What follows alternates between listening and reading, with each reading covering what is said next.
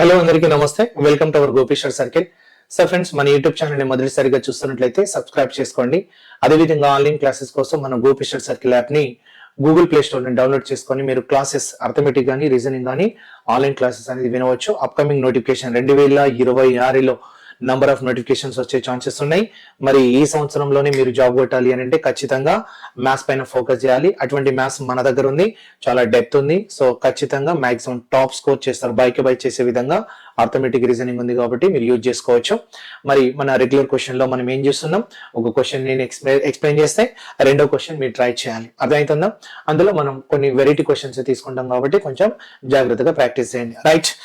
If the average of 5 consecutive numbers starting with m is n అంటున్నాడు, find the average of 6 consecutive numbers started with m plus 2 అంటున్నాడు. m తో మొదలై 5 వరుస సంఖ్యల సగటు n గా ఉంటే m2 తో మొదలై ప్రారంభమై m plus 2 తో ప్రారంభమై 6 వరుస సంఖ్యల సగటును కనుగొనండి అనేది క్వశ్చన్. అప్పుడు మీరేం చేస్తారంటే, సో ఇక్కడ కాన్సెప్ట్ 5 కాన్సిక్యూటివ్ నంబర్స్ వరుస సంఖ్యలు ఏందో చెప్పలేదు, బట్ సో స్టార్టింగ్ విత్ ఎం అంటున్నాడు కాబట్టి మనం కూడా అదే కాన్సెప్ట్ తోటి వెళ్ళాలి. సో చాలా జాగ్రత్తగా చూడండి. సో ఫస్ట్ నంబర్ ఎం అనుకోమన్నాడు, second number M plus 1, third number M plus 2, అలాగే fourth number M plus 3, fifth number ఇక్కడ ఫిఫ్త్ నంబర్ ఏం రాసుకోవచ్చు అంటే ఎం ప్లస్ 4. ఇవన్నీ తీసుకుంటే 1 2 3 4 5 నంబర్స్ తీసుకుంటాం. అంటే నేను 1 1 ఎందుకు తీసుకుంటున్నా అంటే చూడండి, 1 2 3 4 5 మనం కాన్సిక్యూటివ్ నంబర్స్ ఒక్కొక్కటి పెంచుకుంటూ రాస్తాం కాబట్టి ఎం ప్లస్ 1 ఎం ప్లస్ 2 ఎం ప్లస్ 3 ఎం ప్లస్ 4 గా రాసుకున్నాం. మరి వీటికి యావరేజ్ ఏమంటున్నాడు అంటే ఎన్ అంటున్నాడు, వీటికి యావరేజ్ ఎం అంటున్నాడు, ఎన్ అంటున్నాడు. అంటే మరి ఒక్కసారి చూద్దాం, కాన్సిక్యూటివ్ నంబర్స్ ఉన్నప్పుడు డిఫరెన్స్ ఈక్వల్ గా ఉంటుంది. డిఫరెన్స్ ఈక్వల్ గా ఉంటే, సో డిఫరెన్స్ ఈక్వల్ గా ఉంటే మిడిల్ నంబర్ అనేది యావరేజ్ అవ్వాలి. లేదు అనుకుంటే ఏ ప్లస్ ఎల్ బై 2 అని చేసినా కూడా నీకు యావరేజ్ అదే వస్తుంది. చూడండి, A means first value, so last value 5, దాన్ని బై 2 చేస్తే నీకు 6/2 చేస్తే నీకు వచ్చే వాల్యూ కూడా 3 అవుతుంది. సో ఆ రకంగా మనం యావరేజ్ సెంటర్ నెంబర్ అనొచ్చు. లేదనుకుంటే ఫస్ట్ అండ్ లాస్ట్ బై 2 చేసినా నీకు ఆన్సర్ యావరేజ్ వస్తుంది, ఎందుకంటే డిఫరెన్స్ ఈక్వల్ గా ఉంటాయి. ఇప్పుడు మన 1 2 3 4 5 ఈ నంబర్ యావరేజ్ ఎంత అంటే మిడిల్ నంబర్ అవ్వాలి. So this one the average. కానీ ఎం ప్లస్ 2 యావరేజ్ అని చెప్పిండా? లేదు. ఏమని చెప్పిండు? యావరేజ్ ఎన్ అంటున్నాడు. రైట్. సో ఎన్ అనేది అంటున్నాడు.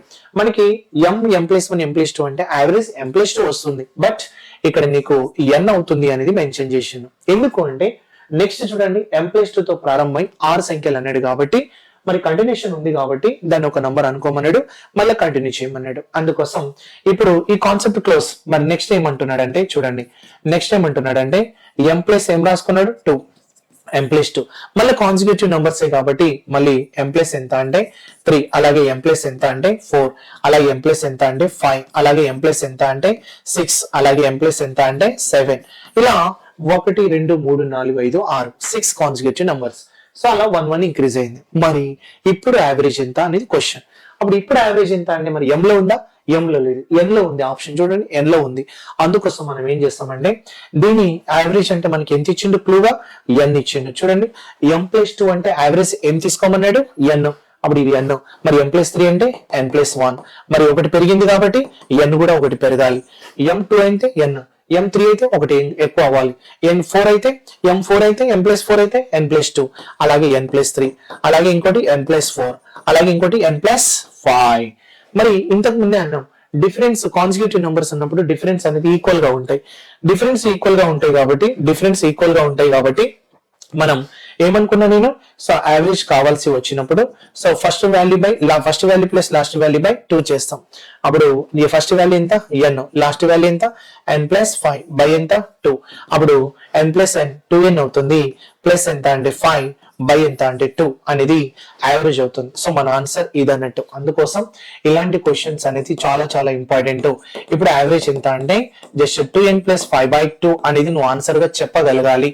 అంటే ఈ కాన్సెప్ట్ నీకు ఐడియా ఉండాలి. ఇలాంటి మంచి మంచి క్వశ్చన్స్ మనం డిస్కస్ చేస్తున్నామంటే నువ్వు కొంచెం జాగ్రత్తగా ప్లాన్ చేసుకోవాలి. ఆన్లైన్ అనేది తీసుకొని మీరు క్లాసెస్ వింటే ఇప్పటి నుండి అయితే 6 months కవర్ అయిపోతుంది. Right. 2n plus 5/2 answer right అవుతుంది. మరి మీ క్వశ్చన్ చూడండి, మీరు ట్రై యువర్ సెల్ఫ్, మీరే ట్రై చేయాలి. ఈ question, Ram, Shyam, Rohan, Rita and Mukesh are 5 members of a family who are weighed consecutively and the average weight is calculated after each member is weighed.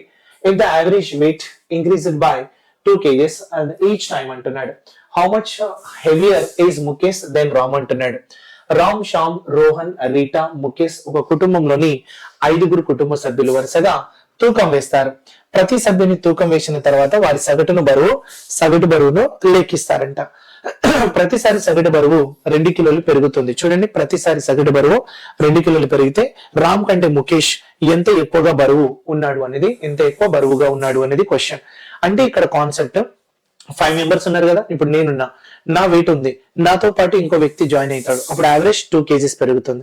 మాతో పాటు ఇంకొక వ్యక్తి, 3వ వ్యక్తి యాడ్ అవుతాడు, అప్పుడు యావరేజ్ 2 kgs పెరుగుతుంది. మళ్ళా 4వ వ్యక్తి మళ్ళీ 2 kgs, 5వ వ్యక్తి మళ్ళీ 2 kgs, అట్లా సో ముఖేష్ వరకు ఉంటుంది. కాబట్టి రామ్ కంటే ముఖేష్ ఎన్ని కేజీలు బరువు ఎక్కువ ఉంటాడు అనేది కాన్సెప్ట్, రైట్? ఒక క్లూ అయితే ఇస్తా. ఇప్పుడు నేనున్నా, నేను ఆల్రెడీ ఫస్ట్ పర్సన్, నాతో పాటు రెండో వ్యక్తి వచ్చిందంటే యావరేజ్ 2 పెరిగిందంటే నాకు ఇంకో వ్యక్తికి ఇద్దరికి అది పెరిగింది. సో నేను ప్లస్ అవతల వ్యక్తి 2 అంటే ఇద్దరం కాబట్టి యావరేజ్ 2 పెరిగింది. 2 2s 4 అంటే ఒక్కొక్కరి మధ్య డిఫరెన్స్ ఎంత? 4. అర్థమైందా? దీన్ని బట్టి మీరు ఆన్సర్ చేయండి. సో దీనిలో మీకు ఏదైతే ఆన్సర్ వస్తుందో దాన్ని కామెంట్ రూపంలో చెప్పండి.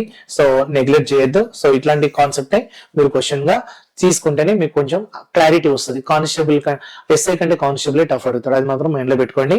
కానిస్టేబుల్ కదా అని ఈజీగా అడుగుతాడు అనుకుంటే అది మనం పొరపాటు చేసినట్టే అవుతుంది. ఓకే, అందరికీ all the best. Thank you.